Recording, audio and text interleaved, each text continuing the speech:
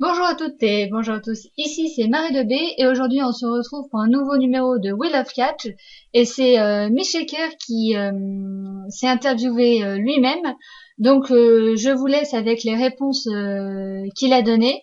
Donc merci à lui d'avoir bien voulu participer à ce Wheel of Catch saison 2 et d'avoir répondu à ces questions. Sur ce, je vous souhaite une bonne vidéo. Donc question numéro 1, depuis combien de temps suivez-vous le catch? Eh ben écoute, je suis le catch depuis 4 ans, en clair depuis 2010, donc ça fait quand même pas mal de temps que je suis le catch, 4 ans. Ensuite, comment voyez-vous cette fédération dans les 5 ans à venir? Eh ben écoute, on peut imaginer de nouveaux shows, les titres de NXT défendus dans le roster principal, surtout WrestleMania, parce que WrestleMania c'est le plus gros pay-per-view de la WWE. Aussi, quoi d'autre? De nouveaux titres, par exemple le titre des divas par équipe. Aussi. Quoi d'autre? Des shows télévisés diffusés en France, au Japon, quoi, un peu partout, quoi. Mais on peut aller beaucoup plus loin, mais pour l'instant, on n'y est pas encore. Donc, voilà. C'est la deuxième question. Ensuite, question numéro 3. Pensez-vous qu'il y aura de la concurrence show déjà présent ou à venir? Exemple TNA, ROH, Ring of Honor ou NXT? Non, pas du tout. Je pense que la WWE sera supérieure. Enfin, sera toujours au top, quoi. Voilà. Ensuite, question numéro 4. Quel est votre moment préféré et détesté et pourquoi? Mon moment préféré... c'était... Ah oui, je m'en souviens, c'était un des premiers Hell in a Cell où Mankind a chuté de je ne sais pas combien de mètres de haut sur la table des... Il s'est écrasé sur la table des commentateurs et j'ai aimé ce moment parce que quand même, il a chuté de je ne sais combien de mètres de haut et il a chuté sur une table des commentateurs. Voilà. Et de moments détestés, bah écoutez, je n'en ai pas. J'ai pas vraiment de moments détestés. Ensuite, cinquième question, Triple H a dit dans une interview qu'il s'inspirait de quelques forums pour des storylines. Bonne ou fausse bonne idée? Bah écoute, à lui de voir, écoutez. Mais moi je dirais pas FBI, fausse bonne idée. Alors, donnez votre top 3 des plus grandes superstars et les moins bonnes. Alors déjà, en numéro 3 du top, je mettrai Bad News Barrett parce que j'aime beaucoup son slogan I'm afraid I've got some bad news. Ensuite, en deuxième, je mettrai Roman Reigns.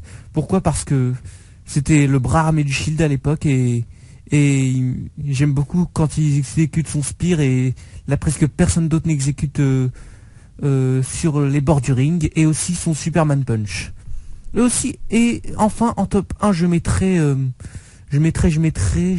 Damien Mizdow parce que j'aime beaucoup quand il imite le Miz au micro. Enfin non, il parle pas vraiment au micro mais il imite juste ses mouvements, quoi, parce que c'est un peu la doublure du Miz. Et ensuite en flop 3, je ferai pas vraiment de flop 3, mais je dirais que le pire de tous c'est Slater parce que c'est pour moi l'une des superstars les plus humiliées de la WWE. Voilà. Alors, les jeux WWE 2K, vous y jouez? Si oui, sinon, pourquoi? Ben non, pas du tout. Pourquoi? Parce que j'ai pas de console PS3 et que c'est un peu répétitif, il n'y a pas vraiment de scénario, c'est juste des combats.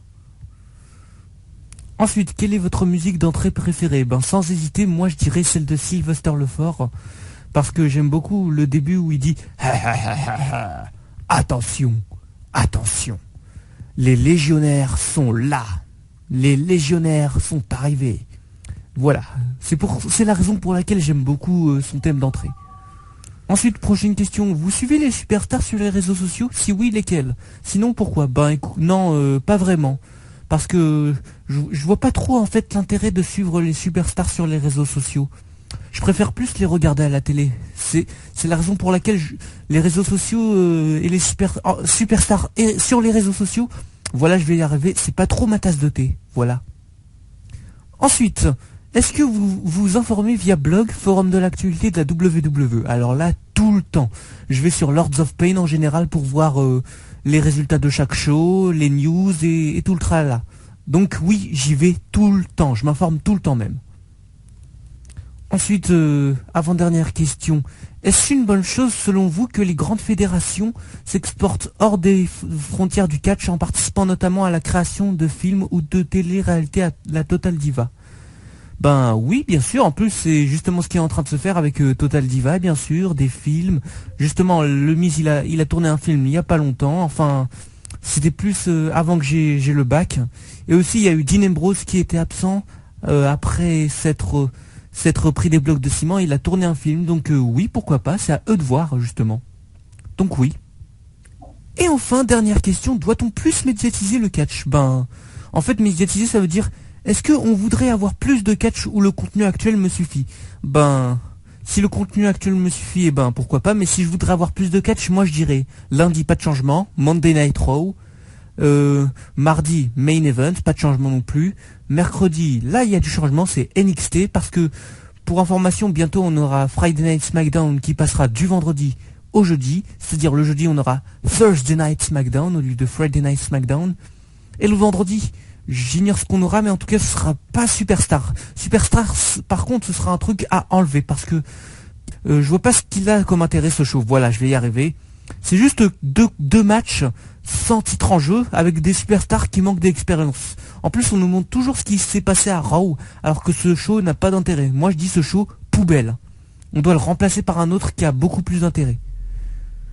Mais je ne sais pas quoi, très franchement, je ne sais pas quoi. Ensuite le samedi, Saturday Morning Slam, et le dimanche, pas de changement, les pay-per-view. Donc voilà, c'était mes questions, et j'espère que ça t'a plu, Marie. Voilà. Alors j'espère aussi que ça vous a plu puisqu'il n'a pas fait que ça pour moi puisque la vidéo sera en ligne. Donc merci à toi Michel d'avoir répondu à ces questions. Et si vous voulez aussi participer au Wheel of Catch saison 2 ou à une prochaine saison, bah, n'hésitez pas à le dire dans les commentaires.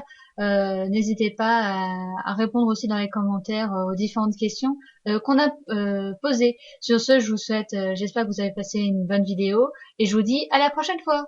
Ciao ciao.